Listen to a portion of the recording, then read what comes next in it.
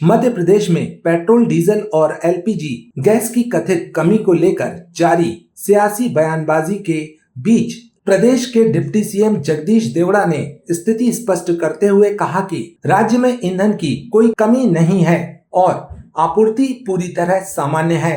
रविवार सुबह जबलपुर पहुंचे डिप्टी सीएम का सर्किट हाउस में महापौर जगत बहादुर सिंह अन्नू और भाजपा जिला अध्यक्ष रत्नेश सोनकर सहित अन्य नेताओं ने स्वागत किया।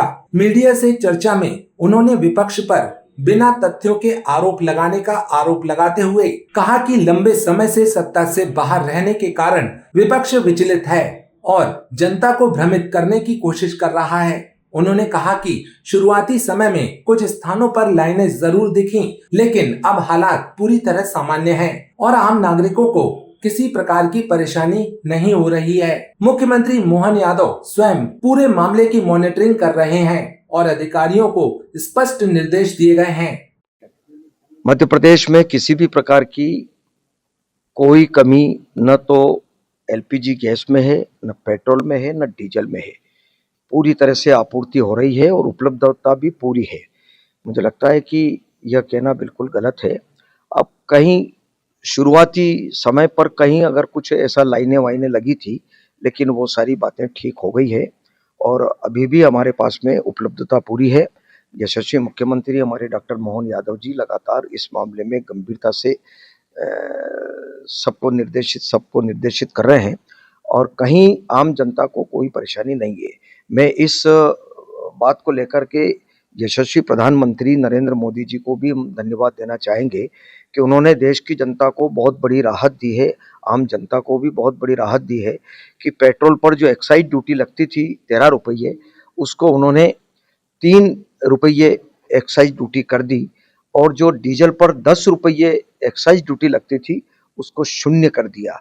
यह जनता को बहुत बड़ी राहत यशस्वी प्रधानमंत्री नरेंद्र मोदी जी ने दी है। हम उनका हृदय से धन्यवाद करते हैं और वो भी उन्होंने राम जन्मोत्सव के अवसर पर रामनवमी के दिन उन्होंने यह जनता को सौगात दी है।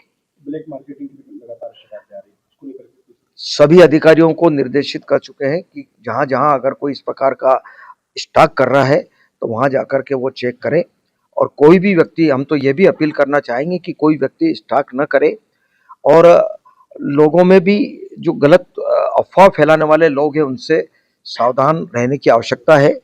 वातावरण को खराब करने वाले लोगों से सावधान रहना चाहिए और इस समय जब खाड़ी देशों में यह स्थिति हो रही है तो उस समय सबको संयम रख करके देश की जनता को और प्रदेश की जनता को भी सबका सहयोग करना चाहिए। अब मुझे लगता है कि कोई ऐसा विषय नहीं है, जो भी बातें हैं वो अनर्गल बातें हो रही है, उसमें कोई गंभीरता नहीं है।